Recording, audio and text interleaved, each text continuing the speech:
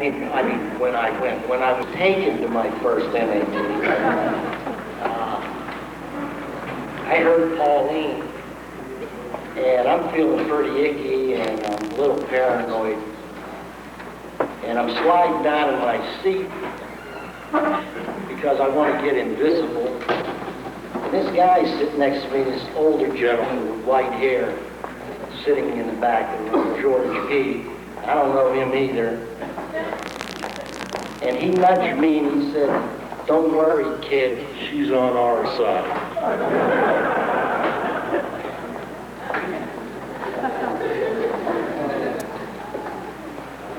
Narcotics Anonymous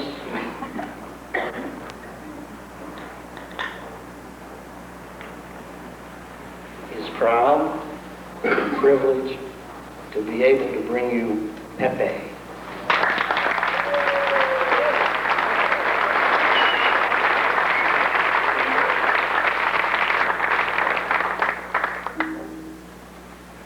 Good evening. My name is Pepe, I'm a drug addict. Hi, Pepe. It's a privilege, it's a really honor that I was asked to come and share tonight. You know, many people tell me, Pepe, I'm so grateful when you share. You give me so much. You know, that's the way I feel. Whenever I'm asked to share, I go home with my pockets full. I go home with much more than I live with. And I go home feeling so grateful that I was asked to come and share. Because there was a time when I couldn't share.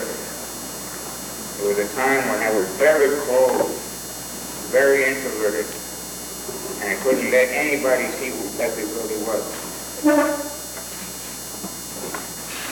It was a little before 1978 when I really didn't do too much speaking. It was after that time when I began to do a lot of speaking. And what happened during that time was that I was going through a change in my life after being clean and sober for several years. I discovered that I had two sons with a very devastating disease. I have two sons with muscular dystrophy. And later on we discovered that the disease that they have, the type of muscular dystrophy that they have, is fatal. There isn't any cure.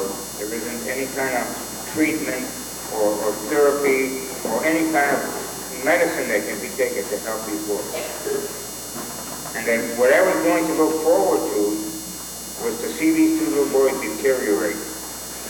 What happens is they get weaker and weaker and weaker, and pretty soon they can't walk anymore, and they end up in a wheelchair.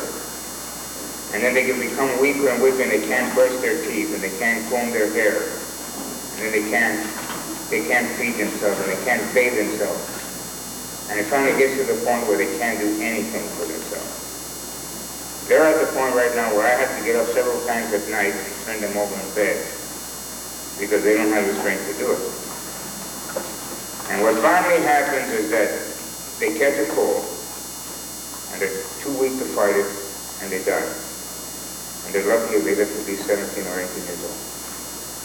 When I found out about that, my whole life crumbled. And I closed up once again, tighter than I had ever closed up before. And I would never let anybody know what was going on inside of Pepe. At the time, I had a business of my own. I had a little business that was very prosperous. I had a little business that was spitting out money. And I was able to provide myself and my family with some of the things I never thought I would ever provide myself with because of where I came from. I never thought in my wildest dreams that I would ever own my own home. That I would have a business of my own. That I would have a family. And here it was happening, and then this thing came, and it sort of just crumbled in front of me. I didn't drink behind it, and I didn't use behind it, but I almost went crazy. And everything didn't matter. All these things that I thought that if I would acquire these things, I would find some happiness in my life. Before this program, I never had anything. I never had anything. I got busted for my first possession in 1947, when I was just a young boy. And from 1947 until 1962, when I came to stay here in this fellowship, I spent 70% of that time locked in an institution somewhere in the United States, just behind drugs. So I never had anything. I never was able to stay on the streets long enough to ever acquire anything. I never learned how to take care of myself. I never learned how to accept responsibilities and become an adult. And here I had come to this program, and this program was so good to me. And finally I got to the place where I had these things that the world tells you, if you have these things, you'll be happy. You have a good job, and a good occupation, and if you have a good education, and you have a good healthy body, and a home, and children, and that car in the garage, and money in the bank, then you'll be happy. And when this thing happened with my children, I realized that all these things of this world didn't give me the happiness, didn't give me the support I needed, didn't give me the substance that I needed in order to face these things that I was going through. And like I said, I crumbled. And I lost everything because nothing meant anything. I lost my business. I lost a lot of things. I lost a lot of money. I was able to save a few little things. But most of all, I sank into my insanity. And it sort of seems like when you're hurting, the ones you take it out on most are the ones that are close to you. And I got to the point where it was very, very difficult to be around me. I was a very angry man. I thought I was angry at God, and I thought I was angry at this world, and I thought I was angry at all these things. I was angry at the medical profession because they didn't have any answers for my boys. But later on I realized that I was angry at myself because I felt guilty, and I felt afraid, and I felt lonely, and I felt separated from God and from all of you people. And I felt very, very alone. Like I said, I didn't drink behind it, but I escaped. I escaped in work. After I lost my business, I escaped in work. I got 2 full-time jobs. And that was after I moved out of my house because I became insane. And I was terrorizing my family. And I thought to myself, they have enough to worry about and deal with without having to deal with a maniac like me. So I moved out of my home. I moved into another little house that I had. And what I did is I told myself, I'm going to take care of my family. I'm going to provide them with everything they need. And I have to do this for my own dignity. And this is what I did. I got 2 full-time jobs. I used to go from one job to another job, work 8 hours, and then go home and crash. Next morning I get up and I go to this job for 8 hours, go to the other job for 8 hours, and go home and crash. The next day I do the same thing. And I did this for a year and a half. I never missed a day. I never was tardy. I never took a vacation. I never took a day off. I just worked and worked and worked. And there at the end, I got to the point where I wasn't going to too many meetings.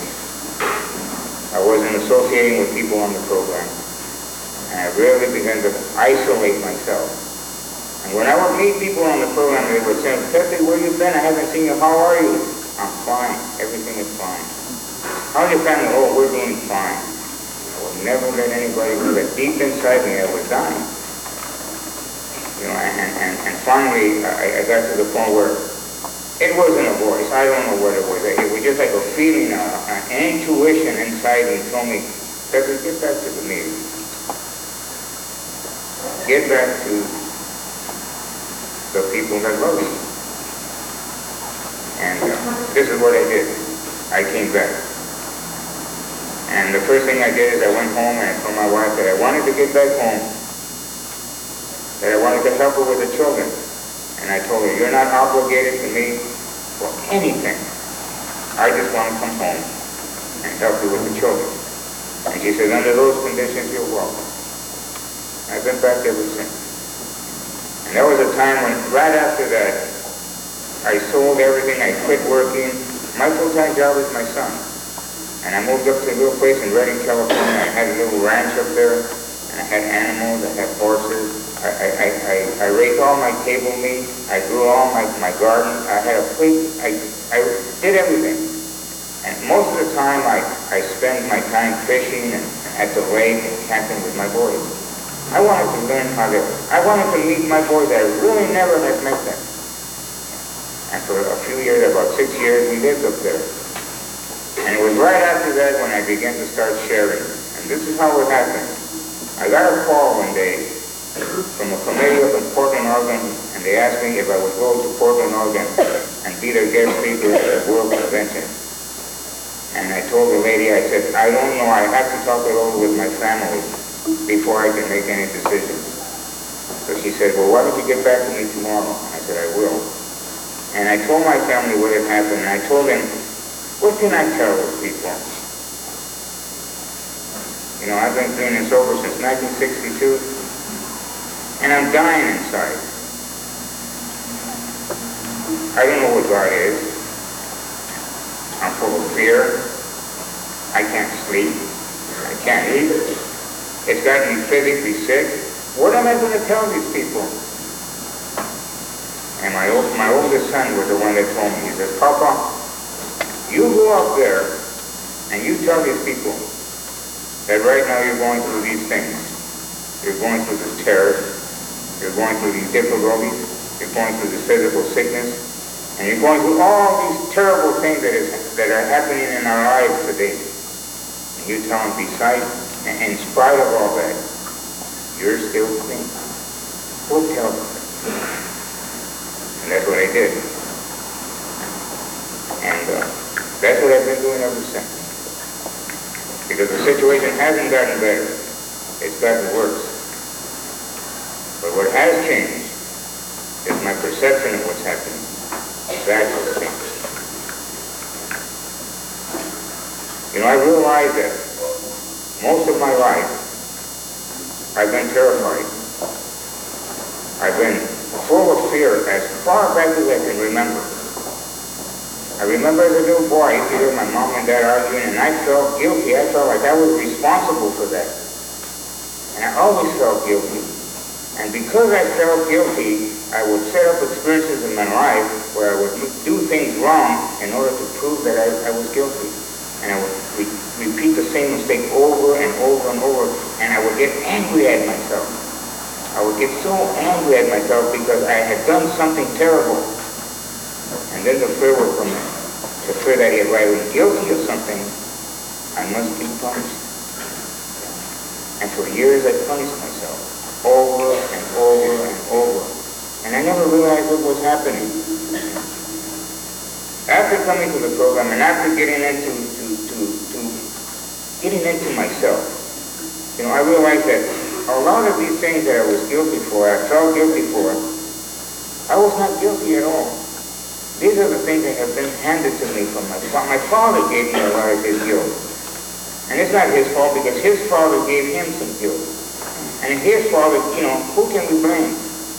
It's a thought system that's been handed down from generation to generation to generation for millions and millions of years. This guilt was here in this world before I got here. And I began to realize that I really have done nothing wrong. But believing that I did do something wrong, I suffered behind this. And I began to understand that a lot of the things that I was entertaining in my mind were not real. They were illusions. And I began to understand that basically what my problem is that I was insane. And to me, insanity means when a person loses contact with reality, he's insane. That was me. By the time I got here to this fellowship, my perception of myself, my perception about God, my perception about the world and everything and everybody in the world was so distorted that I didn't know the difference between what was real and what was not real. I was in a state of insanity, and I didn't know it. It's sort of like the guy who has Bill, he's the last one to know he's got it. Everybody else knows he's got it. He doesn't know it. And that was me. I remember my father telling me things when I was a little kid, as wrong with you? You must be crazy for doing the things you're doing. And I really thought there was nothing wrong with that. I couldn't see it. And this insanity brought me, this is how I came into the program. When I finally sobered up and I finally stopped using everything, the only difference was that I wasn't loaded, but I was still as insane as I had always been. I remember when I first came to, my first meeting was in 1959, about 27 years ago, maybe a little more. And I went to my first meeting and I didn't stay around a long time, very short time. But I had met a man who had been clean and sober for 5 years. My sponsor, a guy named Scott, had come to NA when NA was 3 months old. He was the 5th or the 6th member of NA. And he had been clean and sober for 5 years when I met this man. And I went to live with him for a while. And this is how I was introduced to this fellowship. As I said, I stayed around a very short time, and I didn't get it the first time. I went back to an institution. At the time when I got here, I was on parole. I still owned the federal government 3 more years. And I got sent back to a place in Lemonwood, Kansas. And that's where I finished up my time. And while I was there, I used to think about this guy, Scott. And I used to think to myself, if there's anybody that can help me, anybody, it must be this man. I've never met a dope fiend that was clean and sober. Never. I had never met one. So when I got out of the institution, I came to Los Angeles and I found this man, Scott. And I stayed clean and sober for about 6 months. A little bit over 6 months. Now during that time, I didn't use anything. I was completely clean from anything. I didn't work the steps, but I went to a meeting every night. Every night I was at a meeting. And after 6 months, I used again. And it was a very short time after that when I finally surrendered. And what happened was on December the 6th of 1962, I went to a place in Santa Monica called Cinema. And I went there and they let me in. You know, I'm very grateful for Chuck Eagle for letting me in because I couldn't stop by myself. I needed help. I had a very bad physical thing going, and psychologically, I just couldn't do it by myself. I went in on December the 6th and I left on Christmas Day. I was there a very short time. But during the time that I was there, the miracle happened in my life. And the miracle that I'm talking about is that I saw for the first time in my life, clearer than I had ever seen it before, that I was powerless. Now, before that, during those 6 months that I was going to meetings, I knew I was a drug addict. There was no doubt in my mind that I was a drug addict. But I still believed deep, deep inside me, and I was unaware of this. I believed that if circumstances were right, if the situation was right, if I had all those right breaks, then maybe I could manage my life. If I had a nice home and a good job, a nice automobile, and a wonderful woman in my life, then I would be happy. Then maybe I could handle my life. And I really believed that maybe I could do it. I didn't realize that that thought was a lie. Because the program tells us, the first step tells us the truth. See, this is a program of rigorous honesty, which means a program of truth. Everything that the program tells us is the truth. And the first step is revealing the truth. If you're an addict, if you're a drug addict, you cannot control the drugs and your life is unmanageable. I heard it every time that I went to a meeting. I heard the truth. I never accepted the truth. Until that day I was in cinema. I saw it clearer than I had ever seen it before in my life. It's sort of like a little light went on in my mind. And I saw it. And what I was able to do is I was able to realize that there was no way on this God's earth that I could ever use again. That I could ever take anything, any kind of mind-altering chemical and get away with it. I realized that that belief that I had power was a lie. It was an illusion. And I let it go. And when I let it go, I lost the obsession to use. I have never had an obsession since then.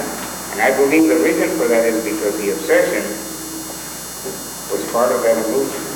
That illusion that I let go. The illusion that I could control my life. That I could manage my life. That was the beginning as far as I was concerned. I didn't realize it at the time, but that was the beginning of a whole new way of life for me. And I believe that the thing that happened, the miracle that happened, was the love that I received from this fellowship. Broke through that insanity. Now the love that I'm talking about came in a form of honesty. If we call it spiritual principles, what it is honesty is an attribute of love. And love is what inspires miracles. That's what inspires miracles. The love. And miracles should happen spontaneously and naturally as an expression of love. And whenever miracles do not happen, it's because something has gone wrong. And usually what has gone wrong is the flow of love has been interrupted. And the thing that interrupts the flow of love is our doubts and our fears and our hatred and our anxiety and all our ego stuff. That's what cuts off the love. And when I exposed myself for those 6 months, the love that I received through that principle of honesty penetrated this dark mind and planted a little light. See, to me, honesty means to evaluate and accept conditions as they are. That's what honesty means to me. Something I didn't know anything about. You know, this program is full of principles. Full of principles. I'm going to name a few and I'm going to tell you what they are as far as I'm concerned. There is a principle of humility, and I believe that without that principle we don't make it, or I don't make it. Humility to me means to become willing to accept the truth. Just the willingness. I'm glad I got to the point where I humbled myself. It took a lot of me beating my head against the wall to finally get me to that point, but I'm so grateful that I finally got there. When I came here, I was hurting, and I humbled myself. And I realized something. When I came here, I realized that my best methods, and this was the most important thing that I had ever discovered in my life, that my best methods, my best understanding, my best wisdom, my best everything I had going for me almost killed me. That's how much I had going for me. And I did never realize it. And when I got to that point, I humbled myself. I became willing to know the truth. But I was saying in my mind that I don't have the answers, and I'm open to the answers. My mind became open, receptive. And that's what happened. When I became receptive, things began to come to me. We have free choice. And the free choice we have is we have the freedom to choose whatever we want to think. We can think thoughts of love as we wish, but we can deny them if we wish. That's our free agency, our free choice. And I finally got to the point where I humbled myself to the point where I was willing to listen and to follow direction and listen to new concepts and new ideas. And then there's also the principle, like I talked about a few minutes ago, the principle of honesty, to evaluate and accept conditions as they are. Honesty to me also means consistency. If what I say and what I do coincide with each other, then I'm an honest man. But if they contradict each other, I'm a dishonest man. I never knew that before. And I've been doing that all my life. I say one thing but do another. I say one thing and do another. And I was completely unaware of it because I was insane. And an insane person doesn't know he's insane. there's also the principle of faith. To me, when I got here, I didn't have any faith. I didn't have any faith in God. I didn't have any faith in myself. And I didn't have any faith in any kind of system. But it was after I was here a while and I saw people recovering. I saw this guy start clean and sober for X number of years. And I saw other people that were clean and sober. And then I got 60 days. And then I got 90 days.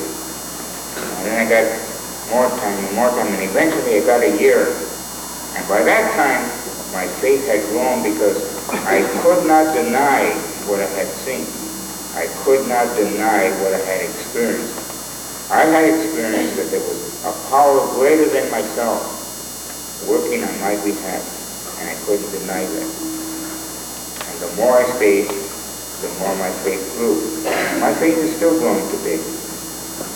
And there's also the principle of courage. To me, courage means a state of mind that will enable me to face whatever I have to face in life and not run away. So that one's a hard one for me, and especially today with the situation that I have in my life. That's very difficult because I've been a coward all my life. I've been running all my life. And this is some of the things that I could never tell anybody. That I was full of fear and that I was a coward, that I was lazy, and I was just a poor soul. That's how I looked at myself. I was a poor soul. And that I was ugly. And if you really saw who I was, you would turn your back on me. I came here with so much self-hatred. I came here really suffering. So for me to have courage is very, very difficult. A lot of people say, Pepe, man, you're so strong. No, the thing that I have going on my behalf is I have my fellowship. I have my God. I have my friends. That's where the strength lies. That's where I draw my strength from. Not from me. Of myself, I'm nothing. And God works through people. That's where my strength comes from. Sometimes they tell me, Pepe, you're so enlightened. You have so much you talk about. You're so inspiring. It's not me. The truth that I speak about, that's what's inspiring. It inspires the hell out of me too. And I must always remember who I am, where I came from. And never because I have X number of years, that I'm something special. Because if I begin to believe that I'm special, I separate myself from you. And that bond that I have built up between you and I will be lost. I will be lonely again. And there's also the principle of appreciation, or you can call it gratitude. If I look at my life today, in spite of what's happening, if I really be honest with myself, there's always something that I can be grateful for. Always something that I can be. And another thing I found about gratitude. Gratitude puts me in the now. Puts me in the right now. My problems is I've always lived in the past. And whenever I focus my mind on my past, I will always get resentful, I will get afraid, I will get angry, I will have all these negative emotions come up. And it'll be a very short time when I will be very, very depressed. There's a lot of things that I'm ashamed of, that I've done in my past. And if I focus my mind on those things in a very short time, I'll be down in the dumps. I know that. So I try to focus on right now, the now, because it gets me away from the yesterday. And when I have my mind on yesterday, there is no way on earth that I can ever look on the future without fear, because I have nothing else to compare it with. And another thing that I discovered about living in the now, right now is the only time that I can ever experience God in my life. Right now is the only time I can ever feel His presence. I can't feel it yesterday or tomorrow. Right now is the only time that this instant is the only time that I can feel God in my life. And then there's also the principle of service. And this program really gives us the opportunity to be of service. And when we're of service, we eat of the fruit because it is in giving that we receive. I never knew that before I got here. I always associated giving with losing. If I give you some of what I have, I'll have less. That's not true. The truth is that is when you give, you receive. There is a law called the law of affluence. And what that law says is that whenever you give, whatever it is that you give, whether it's money or food or clothing or friendship, whatever it is, and you give this thing with love, and I mean unconditional love. Because if it has conditions on it, you're giving nothing. You're giving absolutely nothing. Because the only thing that is real is love. So when you give unconditional, that thing that you're giving becomes a shadow of that love. And just like your body, wherever you walk around, your shadow follows you.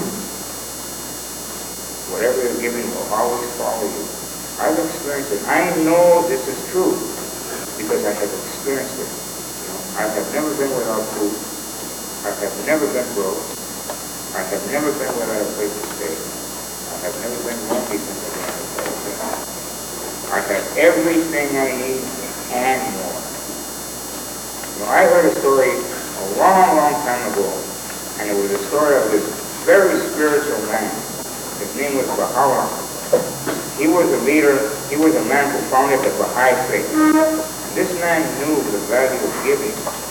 One day this man was going to go meet some very important people in this village or this town, but he didn't have a nice robe to wear. So his followers got together and they put some money together and they bought him this beautiful, very expensive robe. And when he got it, he was very grateful for what they had given him. But he said, what a waste. With the money that you spent for this robe, I could have bought 10 of them. I could have given 9 away. This man knew the value of giving. And this is what the founders of this fellowship knew, the value of giving. When we give to another drug addict or sick drug addict, we're the ones that benefit.